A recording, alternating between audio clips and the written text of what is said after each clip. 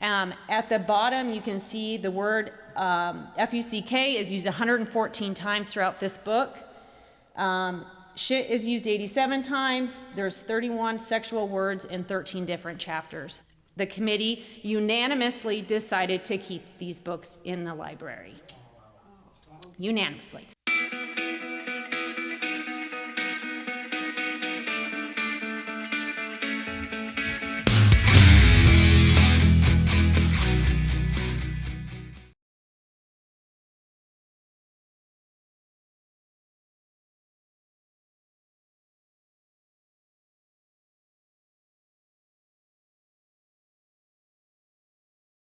So there are some handouts that we're handing you, and some of them are graphic, very graphic.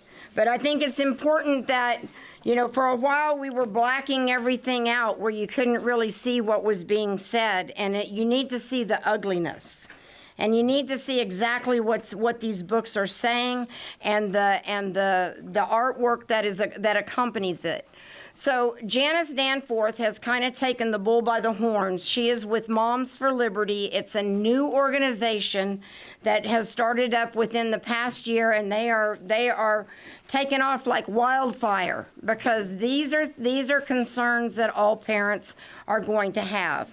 And so please join me. And we've asked the sheriff to be here as well, because there are some issues that need to be addressed as far as, you know, can we get in trouble if we were to read these stories out in a public park? You know, could we get in trouble?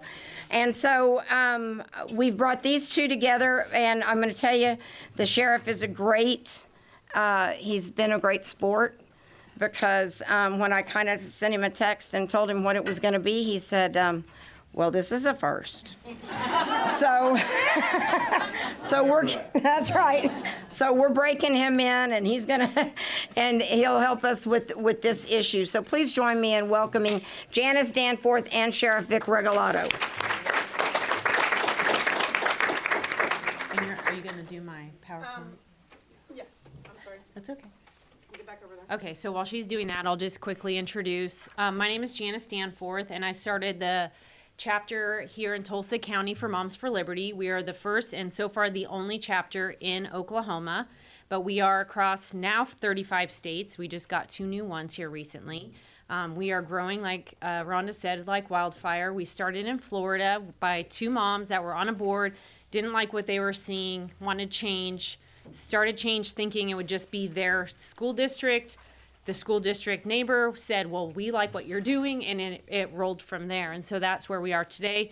They started Moms for Liberty last January, so we've only been in place for just over a year, which is crazy when you look at it that way. So they are an amazing organization. I'm proud that I get to be called the chapter chair of that, because they really are dynamite conservative group. We are bipartisan in the sense that we want all parents, all people to realize that there's a lot of dangers going on in the school system, and we need both sides to realize that. But conservative thought is where we are, and which is what we are here for today. So next slide. So we are what our motto, they have a motto every year, which they just started last year. So. But the year of the parent. And I think all of us are seeing that that's the case throughout social media, news. Governor DeSantis is a good example of that. He actually put one of our moms on the state school board in Florida, one of the chapter chairs for Moms for Liberty. So that was a really great thing. He's an awesome advocate for parental rights. And so I'm hoping his interest in that and his passion for that will bleed across other conservative states, including ours here in Oklahoma. So school library books are an issue. So this is actually what got me involved in Moms for Liberty in the first place. My son had, well, not the books, but just the issues in the school. My son had some issues with propaganda in his government class in Bixby. And so I started questioning things and kind of moving forward. And then I started following Moms for Liberty, saw actually this book that I'm going to talk to you about, Me and Earl and the Dying Girl. So I started investigating that. I thought, no way this book is in Bixby. There's no way. I went and looked. Yeah, it was. So then I got really mad. So I started doing an investigation. So this is one book of many, many that are inappropriate, and I will actually in the next slide show you. But this is all the schools, these are all the schools in the area for Tulsa County where this book is located. And the next slide, we have a great system that is called gofullit.com. You can put any location of schools, of what state you are. It'll then type in the school you want. You can see there we have Oklahoma and then Hale Junior High, and then it goes over directly into the school library. Every school here has access to that. The elementary ones sometimes don't have that access, but the upper schools, the junior, middle, or high schools do. You can go in and look for books. So if you see of a book that's being advertised on social media and you think, I don't like that book, I'm going to go see if it's in my school, you can do that by this system. So this is an excellent resource for parents and anyone interested in what's going on in the schools.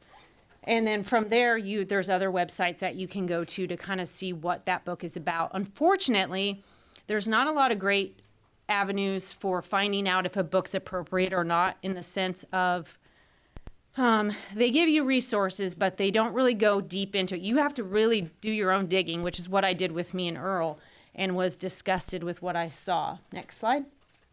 So here's an excerpt as an example. In this particular passage, he talks about eating pussy through this whole passage and goes into pretty good detail.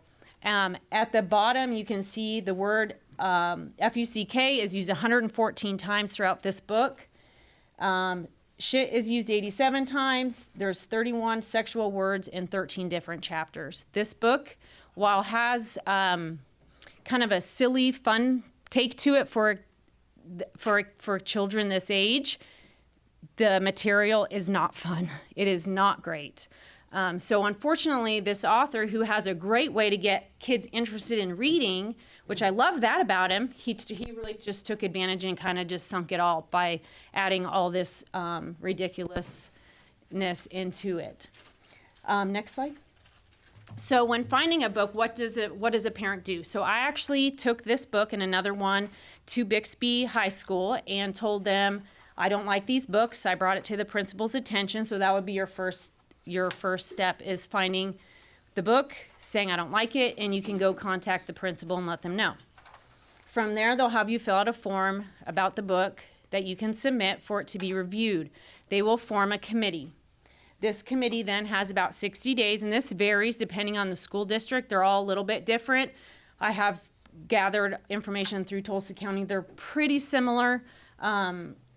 Then you'll be contacted after they make a decision. In my case, they actually invited me in. I brought a couple of big guns with me on that meeting, and they let me know that the committee unanimously decided to keep these books in the library. Unanimously. So at that point, I had a decision to make, was to say I contest this decision. So you would have the ability to do that, and you have a certain amount of time to do that.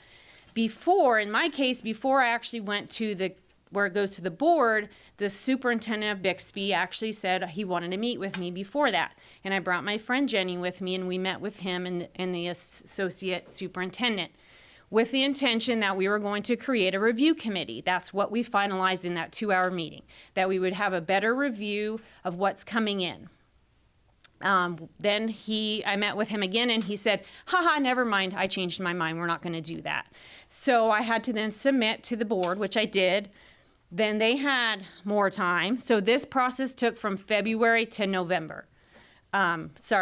November to October to February. Sorry, I was switching that. So I submitted everything initially in October. February is when the board actually had their special meeting. So this took a very long time. So if you can imagine why this is not successful, because it takes that long just for them to review 2 books. It is completely ridiculous. So at this meeting, we have the opportunity. They gave me 15 minutes to speak. They gave the school 15 minutes to speak, and then the board could ask questions. So at the end of that, it was, again, a long meeting. It was 2 hours. On one book, it was unanimous to keep, and that one had a detailed rape in it, and they all agreed to keep that book. That was 13 Reasons Why. The me and Earl and the dying girl, 2 out of the 5 board members voted to remove it because one of them specifically said, I can't even say these words out loud here with a room full of adults. How can I okay this to stay in the library at a school? So praise him for that. And the other man did as well. The 3 women that are on the board at Bixby agreed to keep the book. So it was majority win, so the book stays and cannot be relooked at for 3 years. So why does this process not work? Here's some of the reasons why.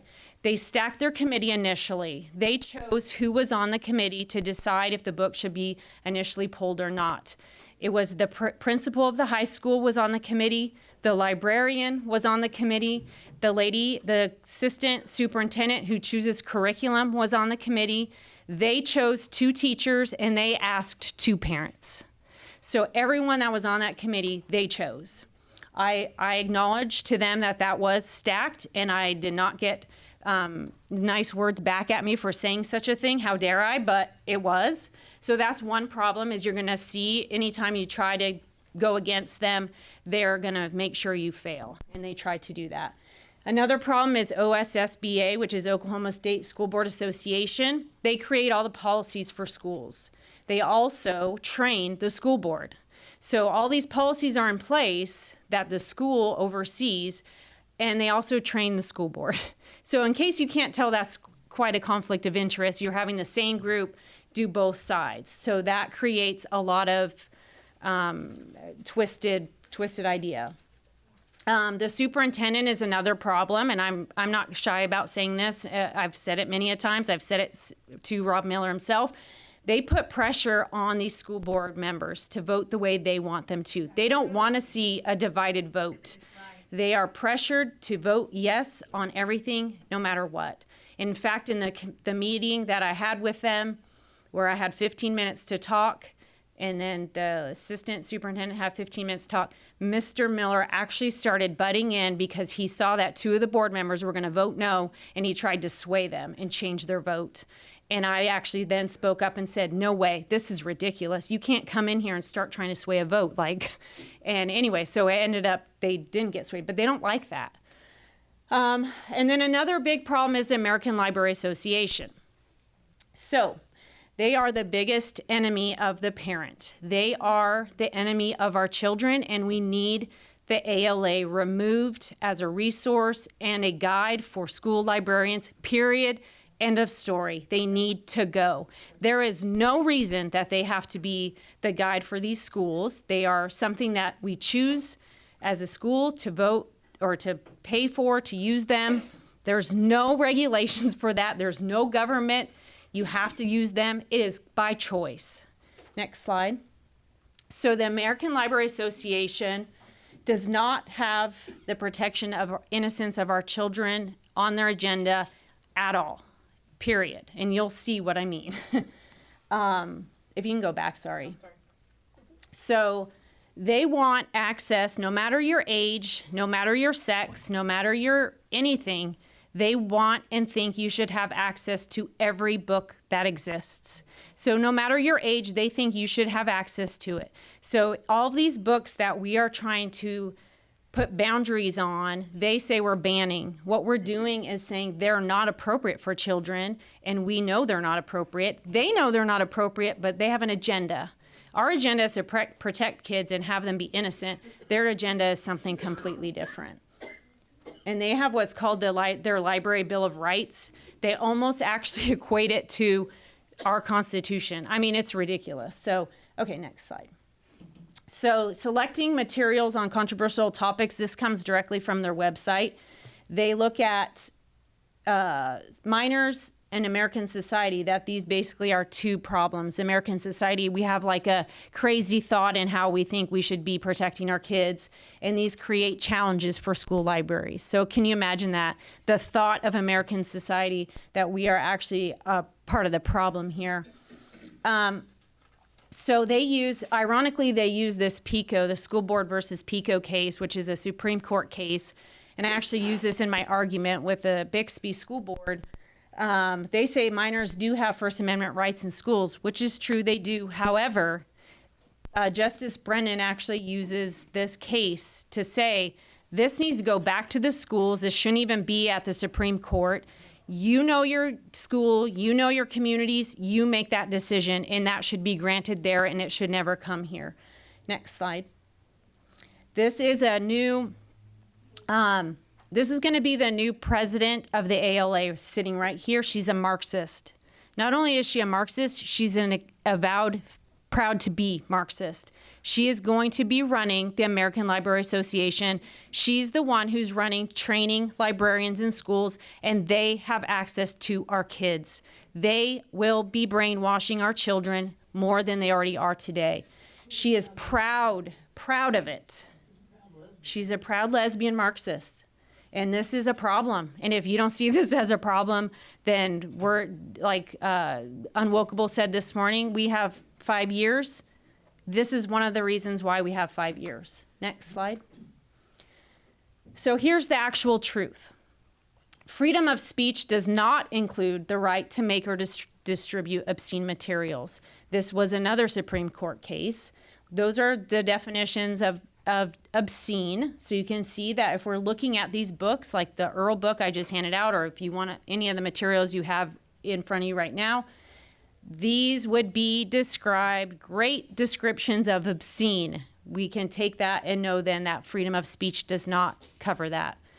The Board of Education versus PICO is limiting what can come in the library is no longer under the First Amendment. That would be saying, which is what I suggested to Bixby, was that we have a better curriculum review committee, that what's coming in, because then once the book's in the library, then you have to start getting a little more why is the reason you're taking it out. But to bring it in the first place does not at all affect the First Amendment. So that is why the library doesn't want that. They don't want a better curriculum because they know that that's a place where we can get. And if we're looking at vulgarity as another word, Justice Brennan actually in that case specifically stated vulgarity is not covered under our First Amendment and protection. Next slide. So if we limit the removal of books, but it is not limited or extended to acquisition of books. So we can decide to limit what books are coming in, and there's no problem breaking the First Amendment. There's no lawsuit that could be had. It's saying here's our stipulation for the books based on our community, based on whatever standards we want to come up with. Then we limit the sexually provocative or vulgar books that are coming through. It is not unconstitutional. We would need pervasively vulgar or educationally unsuitable. They're not protected. And so I think you could all agree that that would fall under that category. Next slide. So in Oklahoma, we are blessed. We are one of a few states that actually has a parental bill of rights. Not all of them do. Florida is in the process of creating one, but we do have that. And I brought this up as well to Bixby. It's interesting. They really don't like the law when it goes against them. They like to use the law in their favor, but they don't like to follow these. And unfortunately, there's nobody putting pressure on them to follow the law either. And this is another issue that we can kind of talk more about. So we have the right to direct the education of the minor child, the right to their upbringing and their moral or religious beliefs. So if we have no way to know what's in these books, in our libraries, in the school, then they are breaking this parental bill of rights, because I have no way to know as a mom unless I go read every single book that's in the library. There's no rating system. There's no way for me to know. I would literally have to read every book before I go. And in fact, one of the books that I contested, my son had read and told me about it after I told him about the Earl book. And he said, "Oh, Mom, I have a worse book." And it was describing a rape. And he quit reading it midway once he read the rape because he knew it was not right. But there's no way for you to know. There is absolutely no way for you to know. Okay, next slide. So we also have an obscenity law here in Oklahoma. We're one of 7 states that has this law. This doesn't seem to matter either. We get to protect our children, our minors, with obscenity law, and this covers materials. This covers books that are in our libraries, and yet we're not being able to utilize this. In fact, I asked the district attorney here in Tulsa County, can we go after schools, administrators, librarians, knowing this law exists and they're purposely breaking it. They literally approved books. So to me, it's like, there's an obscenity law. I just told them. They're approving to keep these books in, knowing it's full of obscenity. And he said, there's really nothing I can do. And I was like, what? So if there's nothing we can do on the legal side, then they will continue to put these books in. And there's no stopping them when they know the law is not being taken seriously. And the reason he said not that it's not legally justifiable is just that there's too much going on. This would never hold up in court. You're never going to find a jury that's going to convict a librarian or what have you. So it just creates something that's too big. But we have to look at this as this is a big thing because these are our kids and it's our society. And if we don't take charge, we are going to lose society. We are losing it to Marxism, and it is not a joke, and it is not a conspiracy theory. Next slide. So what options do we have? So here's 2 options that I came up with when I met with Bixby was a material review committee and a rating system. The material review committee to me is the best option because it limits what's coming in. You're really seeing what's in there. We were going to come up with a committee of teachers with parents, some administrators, have a good balance of people. So you're getting both sides. You're able to really talk about kind of a system. We would do kind of a jury selection way to do it so that it was fair. But that was not liked in the end. So that was a no, but I still feel like that's the best option. Rating system is another option like they do in the movies. And you can stay here. This is fine. Go to the next one because this shows that rating system. So the Motion Picture Association does a rating system, as we all know, on movies. They're ranging from not rated all the way up, to G, PG, PG-13, etc. They chose to do rating system by no governance. It is completely voluntary. You don't have to even rate them if you don't want to, if you make a movie. It's completely their choice. Of course, now this has been going on for a lot of years, so they all do it.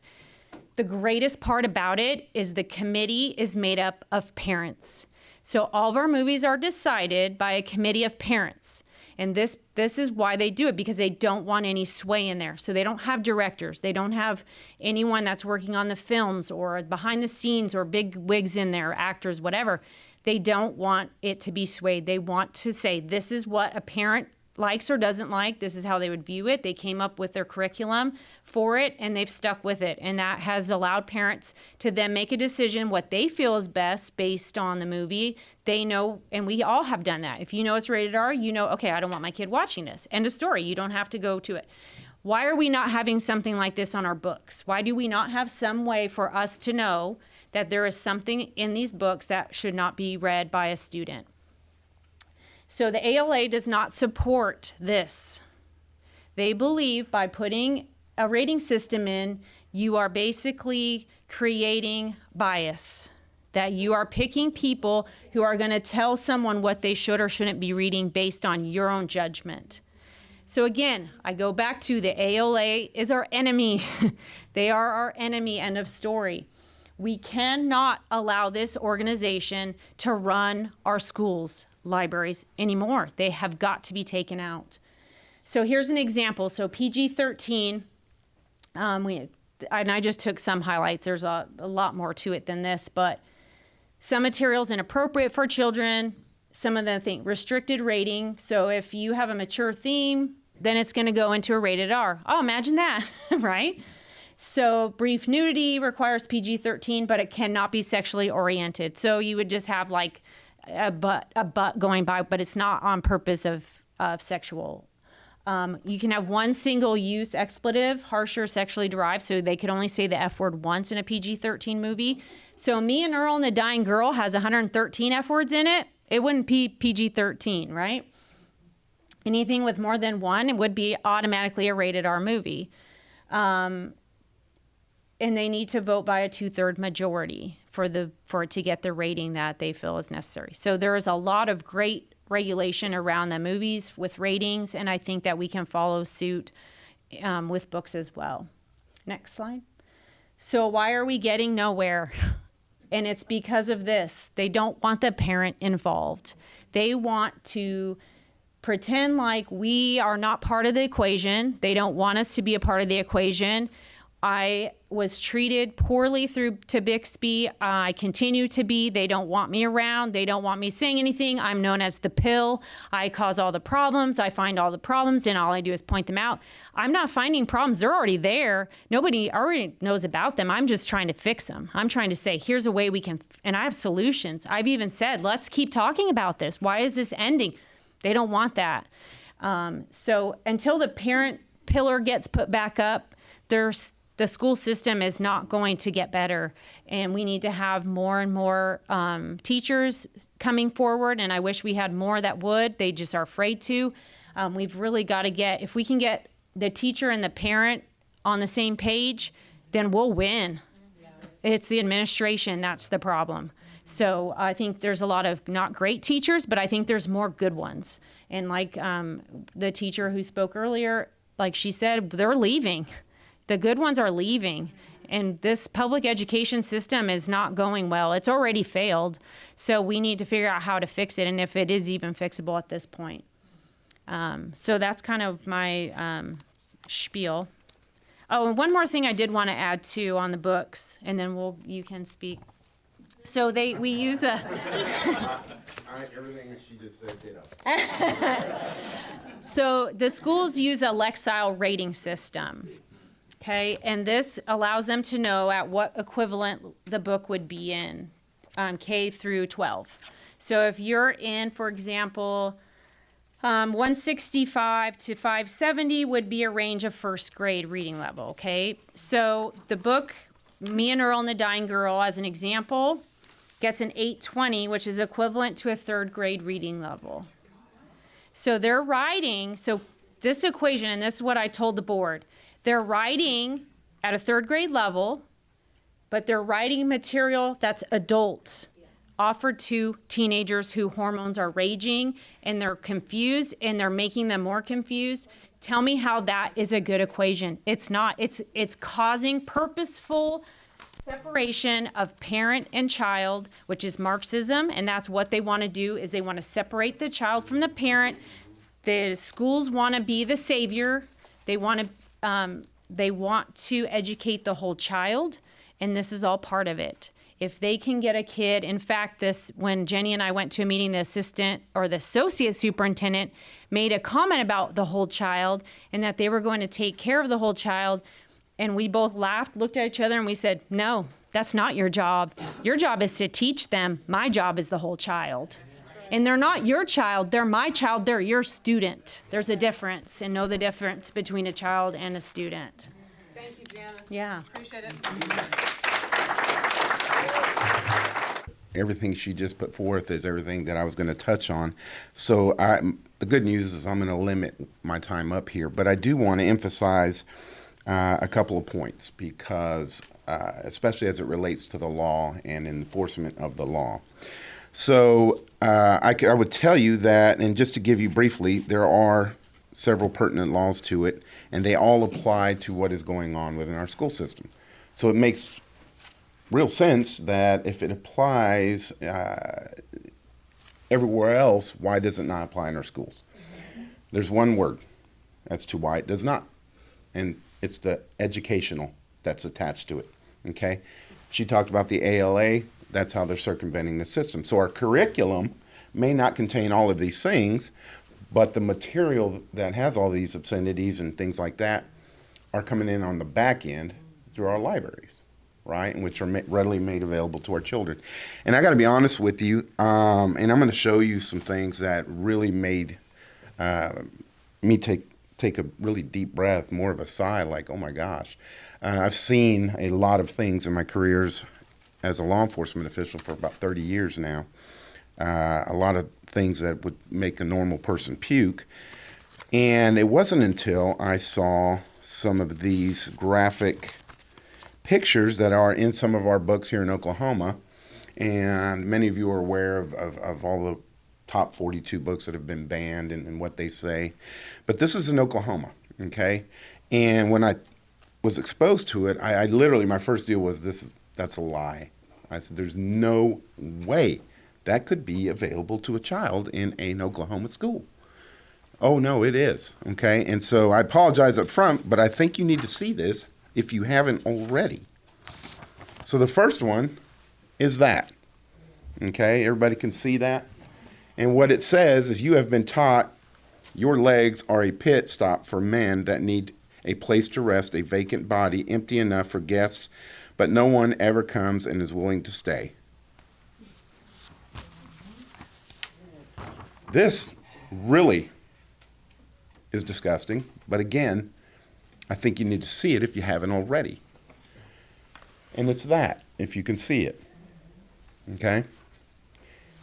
With, you must have known you were wrong when your fingers were dipped inside me searching for honey, and that would not come for you. Folks, I would tell you that if an individual on the streets of Tulsa, Oklahoma were showing this to a child, they would be in cuffs like that, and they would be prosecuted. And here's the tricky part. They'd be prosecuted, but I don't know that they'd be convicted in today's world. Because what she has told you is all the truth, right? And there seems to be a very easy way in which to combat this or get this stuff out of our schools. But let me tell you where it needs to start is in our society, okay? Because what Steve Kunstweiler was probably telling her is that, yes, we could take it up, but the chances of this getting conviction in court with the juries that we are coming forth nowadays, highly unlikely. Because this is now accepted. Because think about this. I'm a child of 3 girls. And if I got word that any of this was happening, there would be hell to pay.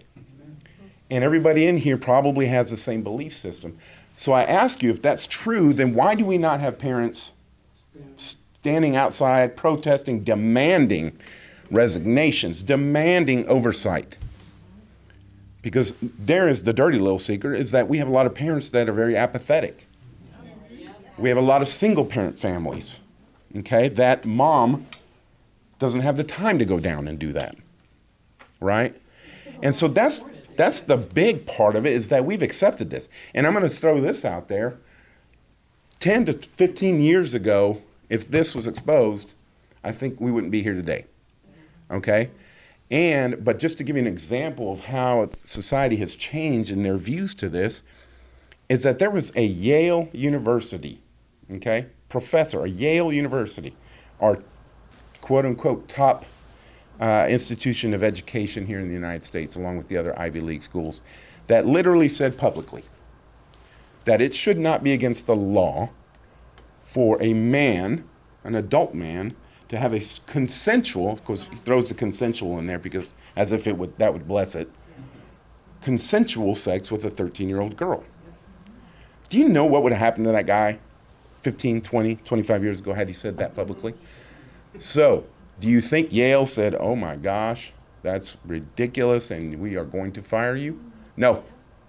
He continues to teach. So, we talk about why is this happening. This is my view of why this is happening. There is a long-term goal. There has always been the long-term goal with the radical left. And things slowly change, slowly.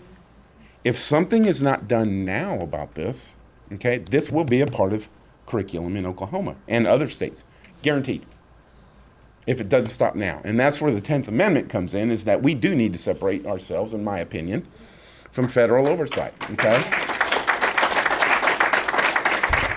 And so you ask yourself, why haven't we done that? Is it about the money? Can't be, because it's only about 13% that we receive from federal funding.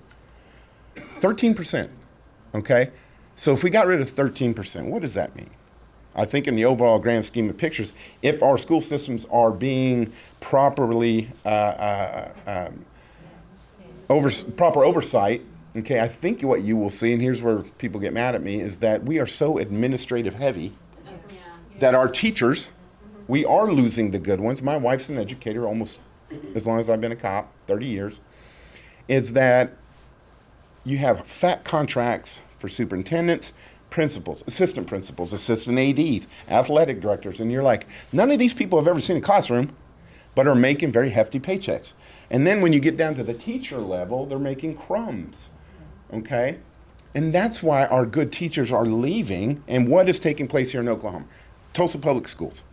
I guarantee you would be surprised at the number of teachers have never received a teaching certification. How does that happen? Think about that, and for perspective, that would be like me taking a librarian, putting him behind a patrol unit and saying, go forth and fight crime. That's not going to happen. And so I think our problem is much more widespread. That's why it's nice that organizations like these are being started. But people have to become involved. Many of you are aware of Tim Harris's bid for the academy, or for the school board. And he lost, which that happens in elections. But more importantly, I think to recognize is that in a district of 23,000 registered voters, they set a record with 4,000 coming forth. 4,000 people out of 23,000 for an election that affects our kids? Look, until we start pointing fingers at the evil that's happening, we got to get ourselves together. And you got to spread the word. And so from a law enforcement standpoint, I think that there needs to be legislation that gives us a more clear-cut way in which to stop these things. I think in Oklahoma we have a real chance to do that, but I think it's now.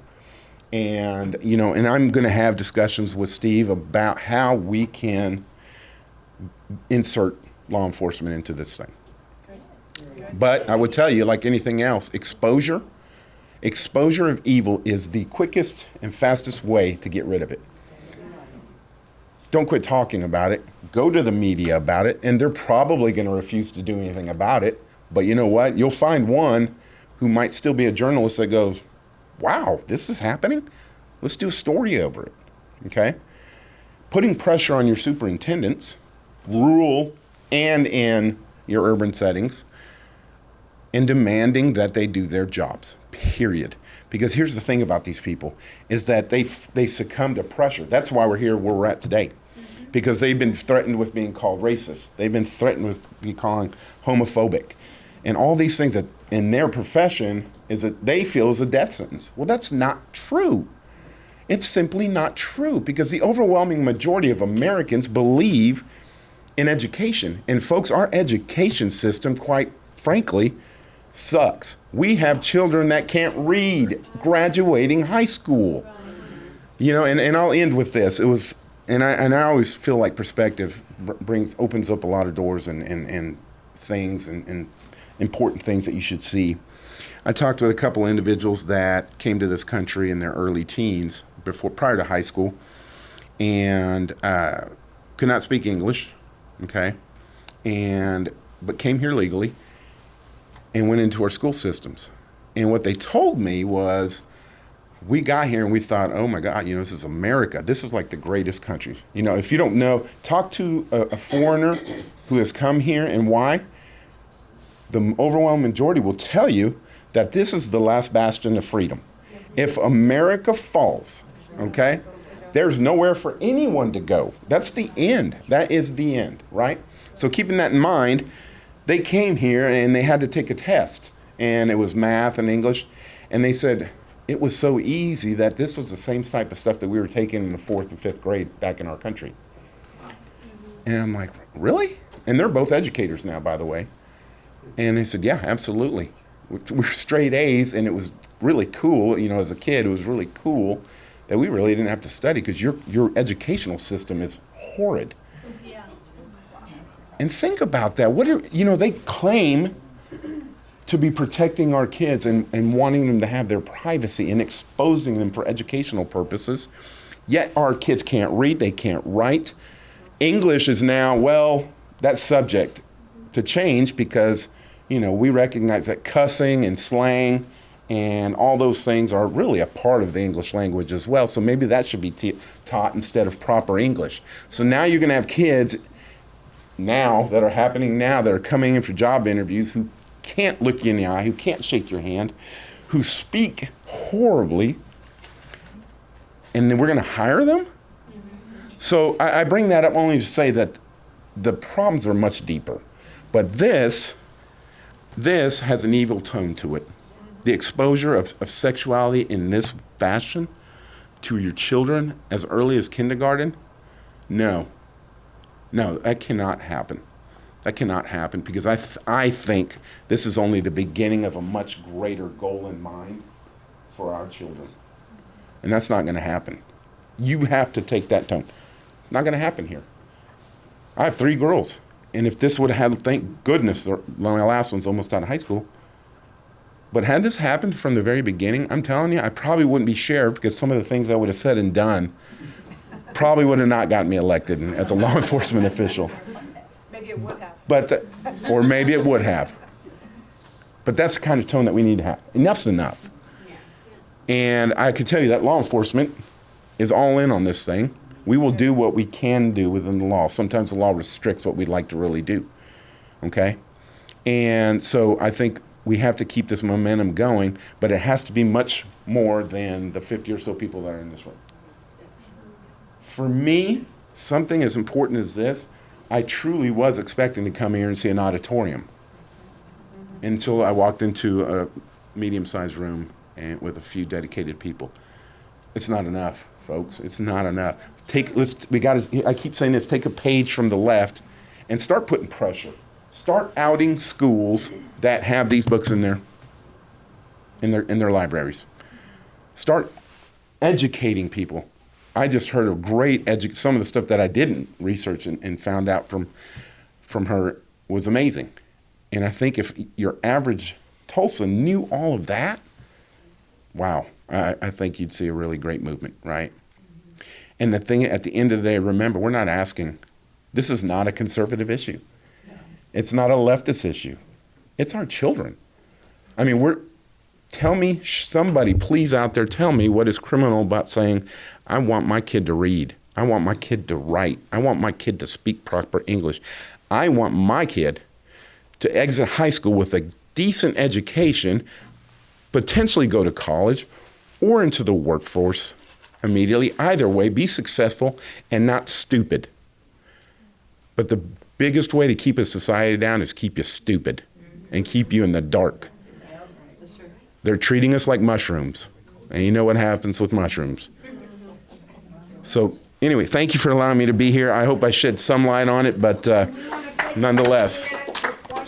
We've got about 10. Hang on, Peggy. I'm going to get a microphone. I want to add one thing too that I'll get over here and do it. the solution that Bixby came up with, and Bristow did the same one, is that you can opt your child out of using the library altogether, and then you as a parent get to go in and select which books they're allowed to check out or not. That's not a solution. It's kind of like the whole you have makes it my to fault. instead of opting out, we what is it? Is it opt out and opt in? Yeah. Yeah, where you should have to opt in instead of opting out. It shouldn't be the norm. Yeah. Peggy, hang on just a second. Coral. Sheriff, when children are exposed to these sexually explicit and vulgar books, what effect does that have on them as adults, and does that impact your crime rate in certain kinds of crimes like rape or so forth? Good question. It absolutely does. So, It doesn't project. It's just for video. like, nonetheless, yes, it absolutely does. Think about this for a second. Some of the things I just showed you, and there's a lot more worse out there. I could read you excerpts from all those books that I researched, but then it'd get really, I don't think anybody wants to hear that or see that. But absolutely, what does it train a young child, right? So when I grew up, one of the biggest rules from both my mom, especially my mom, but my dad as well, was that you treat women with respect. And I remember the first time that an adult woman addressed me, and I went, yeah. I felt this heavy hand just hit the back of my head with the advice following it that you address her as, yes, ma'am. Okay, so think about that for a second. That's very simple. You don't see that anymore from a lot of our young kids, right? Why? Because it's not taught anymore. And I can tell you in the workforce, the same thing is happening. Okay, what I just talked about, lack of education, lack of proper training and guidance, I guess is the most important one, is that it is it's no longer weird to see an applicant for law enforcement come in and go, hi, Sheriff. What? Extend your hand. Introduce yourself. And I literally have to tell them like a kid, but these are 20-somethings. And so that's what we're getting. So the same thing applies here, is that if it's okay to show graphic material like that and with vulgar words, how do you think those young men, and even women, how do you think those young men are going to view a young woman? Well, you're a sexual object. Doesn't matter. I don't care about your feelings. I don't care about the consequences of things like that, right? And so the other, and I'll leave you with this lastly, is the other thing you have to ask yourself, okay, is that we already take all this out of our school systems. Your children are already exposed via the internet of a lot of sexual things and obscenities and predators, okay? So this is the big one that's always kept secret in school systems. The predators, okay? What schools should be teaching is how to keep your children safe from those predators. But what do we have in our school systems? Predators. Absolutely. And let me tell you, folks, that is not a lie. And I dare anyone to come up and challenge me on that very fact. You get a child predator in a school and they commit an offense, okay? They're asked to resign and move on. When the law says that you should contact law enforcement immediately and let us do our investigation. Okay, so you ask yourselves when you read, oh my God, how did they not know?